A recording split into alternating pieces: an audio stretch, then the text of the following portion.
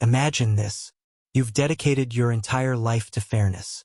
You blow the whistle on chaos, enforce the rules when everyone else loses their minds, and rise to the very top of your field through sheer merit, sweat, and integrity. You're not just good, you're the best in Africa. Named CAF Men's Referee of the Year in 2025. Selected to make history as the first Somali referee at the FIFA World Cup. You hold a valid visa, a diplomatic passport, official FIFA credentials. You board that flight with hope in your heart, dreaming of standing on the world's biggest stage. Then you land in Miami, and everything shatters. Omar Abdulkadir Artan, a 34-year-old symbol of Somali excellence, arrives at Miami International Airport just days before the 2026 World Cup. Officers pull him aside. What should have been a routine entry turns into an 11-hour nightmare of interrogation. Questions drill deep into Somalia's struggles with Al-Shabaab, associations, vetting concerns, national security risks. Despite every document being in order, despite his spotless record, they deem him inadmissible. They send him back. No explanation that holds water. FIFA removes him from the referee list. His World Cup dream dead. Picture him sitting in that sterile room, heart pounding, as hours tick by. The man who has spent years bringing order to the beautiful game, now powerless against a system that seems to have already judged him guilty. A man from a war-torn nation who lifted himself up, only to be told his skin, his name, his passport make him a threat. This isn't just one referee's heartbreak. This is the story of how talent from Africa gets crushed at the border. How a lifetime of excellence can be erased in a single suspicious glance. How even the global stage of sports, supposedly a meritocracy, bends under the weight of suspicion, profiling, and fear. How many dreams have died like this, quietly, at airports across America? How many brilliant minds, artists, athletes, professionals from certain countries here welcome on paper but go home in practice? And why does it always seem to hit hardest those trying to represent hope from places the world has written off? If the story makes your blood boil, if you believe that no one should be presumed dangerous because of where they're from, the color of their skin, or the faith they hold, if you want to expose these hidden barriers that keep talented people of color from shining on the world stage, then smash that like button right now. Subscribe and turn on notifications. We need voices like yours to demand real justice. This channel exists to tell the stories they don't want you to hear. Stay with me because what happened to Omar Artan is just the beginning. Omar Abdulkadir Artan was born into a Somalia that many outsiders only know through headlines of conflict and hardship. But for those who live it, Somalia is also a place of resilience, pride, and quiet determination. Growing up in Mogadishu, young Omar fell in love with football not as a player chasing glory, but as someone who saw the power of rules to create order amid chaos. From dusty local pitches where games could turn volatile in an instant, Artan trained relentlessly. He studied the laws of the game like a scholar. He earned his place on the FIFA international list in 2018. He became the first Somali to officiate at the Africa Cup of Nations. He handled high-stakes CAF Champions League finals. In 2025, he was crowned Africa's best male referee, a recognition of flawless positioning, courageous decisions under pressure, and unwavering integrity. This wasn't luck. This was years of proving himself in environments where one bad call could end a career or worse. Somalia's football infrastructure has faced immense challenges.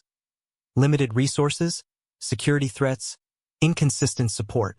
Yet Artan rose above it all, becoming a beacon for what is possible. The 2026 FIFA World Cup is hosted across the United States, Canada, and Mexico, a celebration of global unity in sports. But beneath the pageantry lie deeper tensions in U.S. immigration policy, especially toward nationals from countries with complex security profiles like Somalia. Somalia has long been on restricted travel lists due to Al-Shabaab's activities, a militant group that has terrorized the Horn of Africa for years. Critics argue these policies, while framed around security, often cast a wide net that ensnares innocent professionals. Talented individuals like Artan, vetted by FIFA itself, are treated with the same suspicion as potential threats. This isn't new. We've seen patterns with athletes, musicians, Scholars from Muslim-majority or African nations facing extra scrutiny, denials, or humiliating interrogations. Omar isn't a statistic. He's a father, a husband, a mentor to young referees back home. He's the guy who stayed in Somalia when others might have sought easier paths abroad.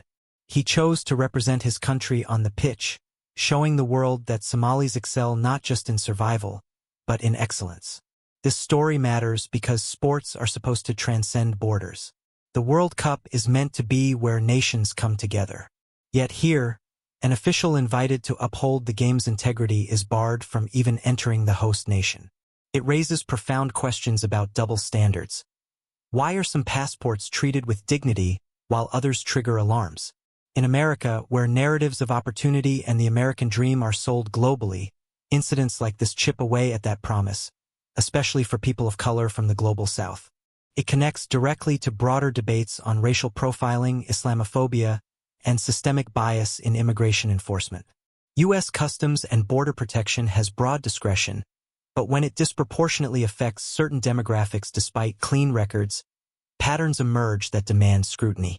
As Artan prepared for what should have been the pinnacle of his career, thousands of fans back home pinned their hopes on him. Somalia, a nation rebuilding after decades of strife, saw his selection as validation. One man carrying the flag of possibility. Let's go back to the beginning. In the bustling streets of Mogadishu, amid the call to prayer and the echoes of football matches on makeshift fields, a young Omar Abdulkadir Artan discovered his calling. Not as a flashy striker, but as the calm authority in the middle, the referee. He learned early that in a place where life often felt lawless, the whistle could restore balance. His rise was methodical. Local leagues first, then national. He faced skepticism. How could a Somali referee command respect in international arenas dominated by Europeans and more resourced Africans? But Artan silenced doubters with preparation. Hours poring over rulebooks, analyzing footage, physical training to keep up with the game's pace. By 2018, FIFA recognition. Then milestones. AFCON debut in 2024, handling Tunisia versus Namibia. CAF Champions League final in 2025. Pyramids FC versus Mamelodi Sundowns. He was impeccable. Named CAF Referee of the Year. FIFA selects him for the 2026 World Cup panel. History in the making, the first Somali ever. Back home, celebrations. Government officials praise him. Kids in neighborhoods dream bigger. If Omar can do it, so can we. He trains harder, knowing the eyes of Africa, and now the world are on him. Fast forward to June 2026. Artan packs his bags in Mogadishu. Valid U.S. visa secured through official channels. Diplomatic passport. FIFA letter confirming his role. He flies via Istanbul to Miami, heart full of anticipation. The World Cup. Stadiums packed, billions watching, the ultimate test of neutrality and skill. He lands. The line at immigration. Most passengers pass through. But for Artan, the red flags go up. Officers pull him aside. Routine check, they say. It becomes anything but. 11 grueling hours. In a small, windowless room, the questions begin. They probe his life in Somalia. Family ties. Any contact with certain groups. Al-Shabaab comes up repeatedly. Do you know anyone associated? Have you ever been approached? His answers, honest, professional, don't seem to satisfy. They circle back, looking for inconsistencies that aren't there. Imagine the psychological toll. A man who has dedicated his life to fairness now facing a system that feels rigged. Exhausted, isolated, far from home. No lawyer present in that initial holding. Just hours of interrogation designed to wear you down. U.S. Customs and Border Protection later cites vetting concerns and national security risks. No specifics. No evidence presented publicly. Despite his impeccable record, despite FIFA's endorsement, despite the visa granted by the State Department. Even rules exempting major sporting event participants seem ignored. He is deemed inadmissible. Put on a flight back. Dream over. The human cost is devastating. Artan later says in interviews, "I had the right papers and everything." His voice cracks with emotion. The man who controlled chaos on the pitch couldn't control this. Sleepless nights, questioning his worth. The pride of a nation turned to collective pain and anger. Back in Mogadishu, the response is electric. Thousands gather at the airport. Chants of "Hero! Hero!" Government officials embrace him. Crowds line the streets.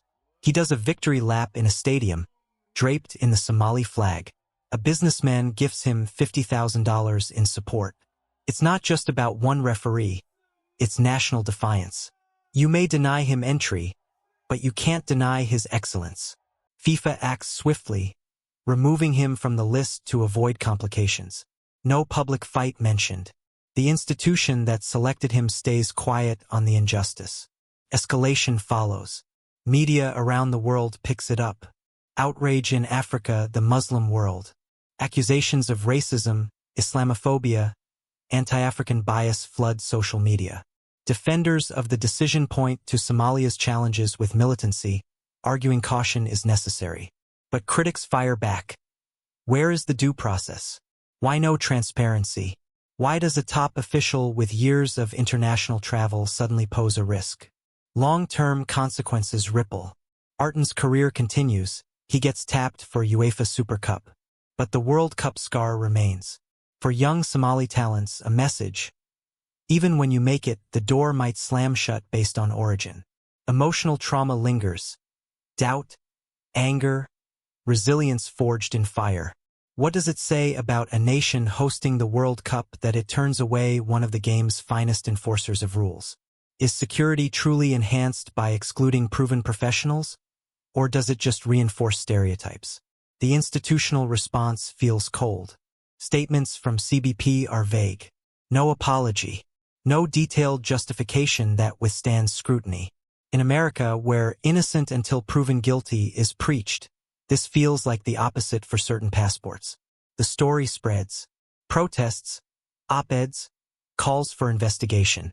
Yet, for Omar, the personal loss is profound. Missing the chance to officiate in front of billions, to show Somalia's face positively on the grandest stage. This chronological unraveling reveals not just one incident, but layers of systemic friction, historical U.S. policies toward Africa and the Muslim world, post-9/11 security paradigms that linger, biases that algorithms and databases might amplify when names or nationalities trigger flags. Hours of interrogation, the isolation, the power imbalance. These details paint a painful picture of what discrimination looks like in practice. Polite on the surface, devastating in effect. Has something like this ever happened to you or someone you know? A door closed not because of who you are, but where you're from. Pause the video right now and drop your story in the comments below. Your voice matters. Let's build a community that refuses to stay silent. This isn't isolated to America. Connect the dots globally, and a chilling pattern of discrimination emerges. In Europe, African and Middle Eastern migrants and professionals face similar barriers. France, with its large African diaspora, still grapples with racial profiling in policing and opportunities. UK post-Brexit policies tightened, affecting talent from the global south. Germany and others have seen rises in Islamophobic incidents. In Asia, in countries like China or India, anti-African racism in housing, policing, and business is documented. Students from Africa report discrimination. In Latin America, Afro-Latinos face colorism and marginalization in societies that pride themselves on mixing. Even within Africa, intracontinental biases exist against certain ethnic groups or nationalities. But the U.S. case stands out because it hosts the World Cup, preaching unity. Travel bans and enhanced vetting disproportionately affect Muslim-majority and African nations. Higher denial rates for visas from certain regions despite qualifications. Comparisons. European referees from stable nations breeze through. Why the disparity? Uncomfortable truths. Implicit biases in security systems. Media portrayals of Somalia as solely chaotic feed fear. Economic competition keeping opportunities for insiders. While the public narrative focuses on security, a deeper hidden angle involves geopolitics and soft power. Somalia's strategic location in the Horn of Africa, with competing influences from China, Turkey, Gulf states, and the West. Denying a prominent figure like Artan might subtly signal or reflect broader tensions. Moreover, some African officials privately note double standards.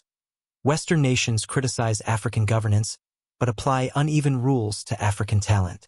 UEFA quickly offers Artan the Super Cup, showing not all of Europe follows the same script. Canada extends welcomes.